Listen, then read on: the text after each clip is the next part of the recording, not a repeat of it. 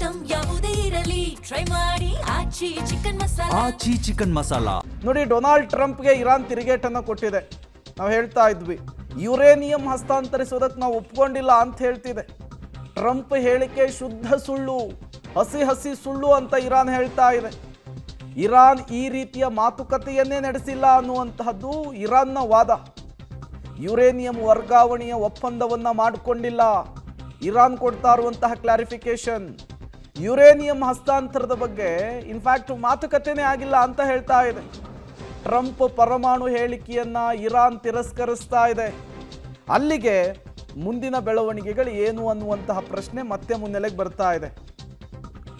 ನಾನಾಗಲೇ ಅದನ್ನೇ ಹೇಳ್ತಾ ಇದ್ದಿದ್ದು, ಇದೇ ಯುರೇನಿಯಂ ಅನ್ನು ಬಳಸಿಕೊಂಡು ಅಣ್ವಸ್ತ್ರ ದೇಶವಾಗಬೇಕು ಅನ್ನುವಂತಹ ಕಾರಣಕ್ಕೇನೆ ಸಾಲು ನಾಯಕರನ್ನು ಇರಾನ್ ಕಳೆದುಕೊಂಡಿದೆ. 40 ದಿನಗಳ ಕಾಲ ಯುದ್ಧ ಮಾಡಿದೆ, ವಿಜ್ಞಾನಿಗಳನ್ನು ಕಳ್ಕೊಂಡಿದೆ. ಇಂತಹ ಸಂದರ್ಭದಲ್ಲಿ ಇರಾನ್ ಅಷ್ಟು ಸುಲಭಕ್ಕೆ ಅಮೇರಿಕಾದ ಮುಂದೆ ಮಂಡಿ ಊರಲ್ಲ ಅಂಥೇಳಿ. ಬಟ್ ಅಮೇರಿಕ ಹೇಳ್ತಾ ಇದೆ ಎಲ್ಲದಕ್ಕೂ ಕೂಡ ಇರಾನ್ ಒಪ್ಕೊಂಡಿದೆ ಅಂಥೇಳಿ. ಈ ಕಡೆ ಇರಾನ್ ಹೇಳ್ತಾ ಇದೆ ಅಮೇರಿಕಾದ ಅಧ್ಯಕ್ಷರು ಹೇಳಿದ ಮಾತನ್ನೆಲ್ಲ ನಾವು ಕೇಳಲ್ಲ ಅಂಥೇಳಿ. ಹಾಗಾಗಿ ಮುಂದಿನ ಬೆಳವಣಿಗೆಗಳು, ಮುಂದಿನ ಶಾಂತಿ ಮಾತುಕತೆಯ ವಿಚಾರ ಏನು ಅನ್ನುವಂತಹ ಕ್ವಶನ್ ಮಾರ್ಕ್ ಮತ್ತೊಮ್ಮೆ ಮುನ್ನೆಲೆಗೆ ಬರ್ತಾ ಇದೆ. ಈ ಬೆಳವಣಿಗೆಗಳು ಮತ್ತೆ ಮಧ್ಯಪ್ರಾಚ್ಯವನ್ನು ಹೊತ್ತಿ ಉರಿಯುವಂತೆ ಮಾಡದಿರಲಿ ಅನ್ನುವಂತಹದ್ದು ಇಡೀ ಜಗತ್ತಿನ ಪ್ರಾರ್ಥನೆ ಕೂಡ ಹೌದು.